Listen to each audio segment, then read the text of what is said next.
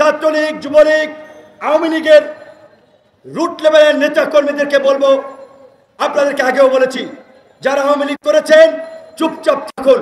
আওয়ামী লীগের মতো ফ্যাসিস্ট দল এই দেশে কখনো রাজনীতির সুযোগ পাবে না। ছাত্রলীগ, যুবলীগকে নিষিদ্ধ করা হবে। আপনারা যদি ওই যে বরগুনা কিংবা গোপালগঞ্জে ওই যে যারা লাফালাফি করছে তাদের মতো আস্ফালন দেখানোর চেষ্টা করেন, যেহেতু এটা গণ অভ্যুত্থানের সরকার, এখন পর্যন্ত পুরোপুরি আইন শৃঙ্খলা পরিস্থিতি স্বাভাবিক হয় নাই, কাজেই দুর্বৃত্তদেরকে প্রতিহত করা জনগণের দায়িত্ব।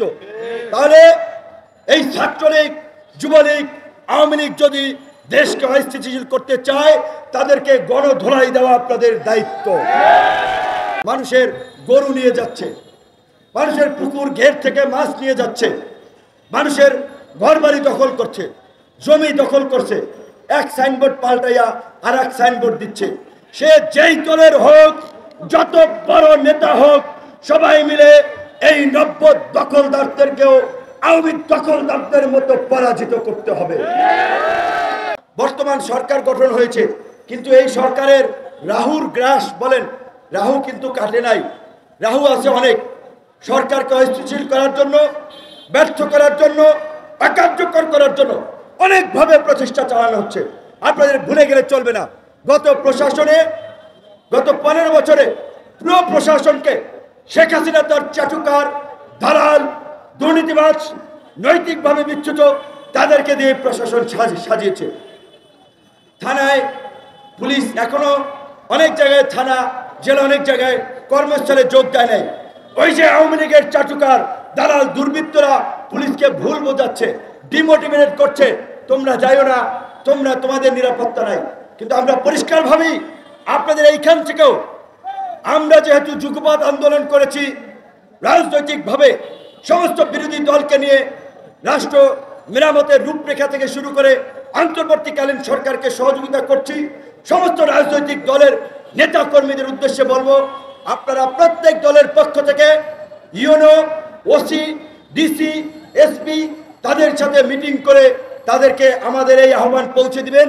আমাদের জাতীয় নেতৃবৃন্দ দিক নির্দেশনা দিয়েছে আইন শৃঙ্খলা পরিস্থিতি স্বাভাবিক করতে আপনাদেরকে সহযোগিতা করার জন্য। আপনারা ওসি, ইউনো, ডিসিএসপি তাদেরকে আস্থায় নিয়ে আসুন, তাদেরকে মনোবল বৃদ্ধি করুন। কারণ স্বাভাবিকভাবেই যে পরিস্থিতি হয়েছে এবং এখনও একটি দুষ্কৃতিকারী গ্রুপ যারা একটা অস্থিতিশীল পরিস্থিতি তৈরি করার চেষ্টা করছে, তাতে প্রশাসনের অনেকেরই হয়তো মনোবল কিছুটা ভেঙেছে। আবার যারা দুর্নীতি, লুটপাট করেছে তারা তো জানে তাদেরকে বিচারের মুখোমুখি হতে হবে, তাদেরকে চাকরিচ্যুত করা হবে। কাজেই ওরাও প্রশাসনের মধ্যে নানান ধরনের অস্থিরতা তৈরি করার চেষ্টা করছে। গতকালকে আমরা স্বরাষ্ট্র উপদেষ্টাকে বলেছি, গত 15 বছরে যারা পদোন্নতি পায় নাই, পদ বঞ্চিত ছিল, বাধ্যতামূলক অবসরে গিয়েছে কিংবা অন্যায়ের শিকার হয়েছে, তাদের প্রত্যেককে সকল সুযোগ সুবিধা সহ চাকরিতে পুনর্বহাল করুন। এবং একই সাথে পুলিশি ব্যবস্থা যদি সক্রিয় করা না যায়, আইন শৃঙ্খলা পরিস্থিতি স্বাভাবিক করা ডিফিকাল্ট হবে। সেই কারণে আমরা দাবি জানিয়েছি দ্রুত সময়ের মধ্যে প্রয়োজনে আরও নতুন পুলিশ নিয়োগ দেওয়া। একই সাথে আমরা বলেছি যে সমস্ত জায়গাগুলো ঝুঁকিপূর্ণ রয়েছে, পুলিশের মনোবল বৃদ্ধি করার জন্য ওই সমস্ত থানায় প্রয়োজনে 10 কিংবা 20 জন সদস্যের একটি সামরিক বাহিনীর টিম ওখানে দিয়ে দেওয়া। আশা করি সেটির প্রয়োজন হবে না।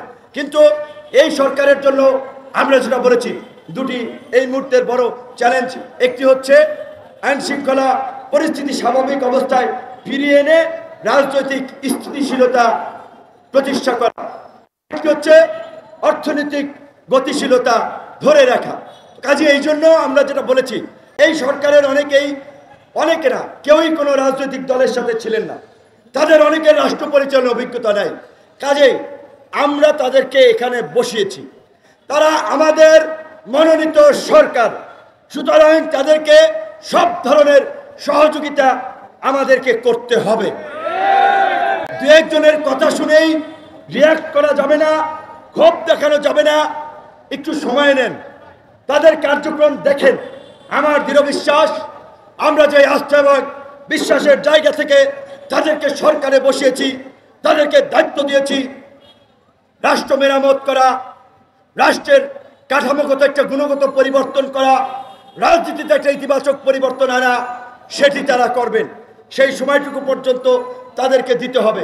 ছাত্রলীগ, যুবলীগ, আওয়ামী লীগের রুট লেভেলের নেতা কর্মীদেরকে বলবো, আপনাদেরকে আগেও বলেছি, যারা আওয়ামী লীগ করেছেন চুপচাপ থাকুন। আওয়ামী লীগের মতো ফ্যাসিস্ট দল এই দেশে কখনো রাজনীতির সুযোগ পাবে না। ছাত্রলীগ, যুবলীগকে নিষিদ্ধ করা হবে। আপনারা যদি ওই যে বরগুনা কিংবা গোপালগঞ্জে ওই যে যারা লাফালাফি করছে তাদের মতো আস্ফালন দেখানোর চেষ্টা করেন, যেহেতু এটা গণ অভ্যুত্থানের সরকার, এখন পর্যন্ত পুরোপুরি আইন শৃঙ্খলা পরিস্থিতি স্বাভাবিক হয় নাই, কাজেই দুর্বৃত্তদেরকে প্রতিহত করা জনগণের দায়িত্ব। তাহলে এই ছাত্রলীগ, যুবলীগ, আওয়ামী লীগ যদি দেশকে অস্থিতিশীল করতে চায়, তাদেরকে গণধোলাই দেওয়া আপনাদের দায়িত্ব। আমি আজকের এই সমাবেশ থেকে স্বরাষ্ট্র উপদেষ্টাকে আমরা বলবো, সারা বাংলাদেশে ছাত্র নাগরিকদের কাছে এই ফ্যাসিস্ট শক্তি পরাজিত হলেও গোপালগঞ্জ থেকে তারা এখন আস্ফালন দেখাচ্ছে।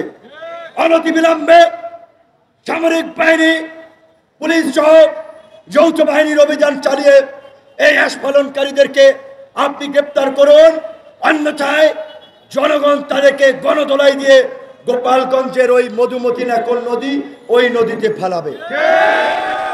এবং আপনারা কষ্ট করেছেন, আরো একটু কষ্ট করতে হবে।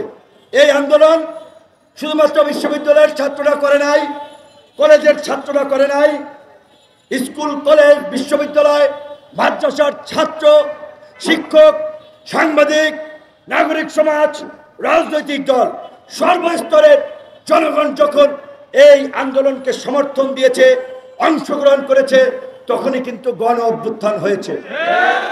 এমনকি আমরা একজন তরুণ নেতা হিসেবে অবশ্যই তরুণদের প্রতি আমাদের বিশেষ সব কর্নার ভালোবাসা আছে। ঢাকা মেডিকেলে যান, বিভিন্ন মেডিকেলে চিকিৎসার ইচ্ছে যান, জ্বালাইয়ের কাজ করে, সবজি বেচে, হকার, ভ্যানওয়ালা, রিক্সাওয়ালা, এমনকি মারাও যারা গেছে, অনেকেই একেবারে নিতান্ত খেটে খাওয়া সাধারণ মানুষ।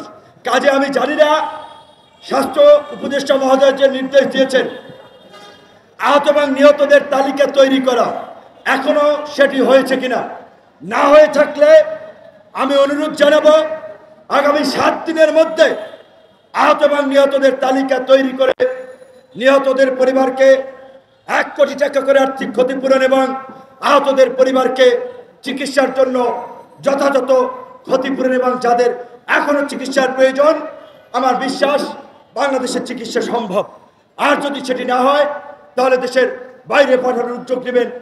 আজকের যে বাংলাদেশের এই বিপ্লব, গণ অভ্যুত্থান পরবর্তী পরিস্থিতি, এই পরিস্থিতিতে আমাদের বিশ্রাম নেওয়ার, সন্তুষ্টির ঢেকুর তোলার সুযোগ নাই যতক্ষণ পর্যন্ত না একটি নতুন রাজনৈতিক বন্দোবস্ত, নতুন সংবিধান, একটি নতুন রাজনীতি প্রতিষ্ঠা না হয়। কাজেই পাড়া মহল্লায় আপনারা মানুষকে আন্দোলনের মতোই রাজনৈতিকভাবে সচেতন করতে হবে এবং যারা এই অভ্যুত্থানের সুযোগ নিয়ে ইতিমধ্যেই নব্য দখলদারের ভূমিকায় অবতীর্ণ হয়েছে, মানুষের গরু নিয়ে যাচ্ছে, মানুষের পুকুর ঘের থেকে মাছ নিয়ে যাচ্ছে, মানুষের ঘরবাড়ি দখল করছে, জমি দখল করছে, এক সাইনবোর্ড পাল্টাইয়া আর এক সাইনবোর্ড দিচ্ছে।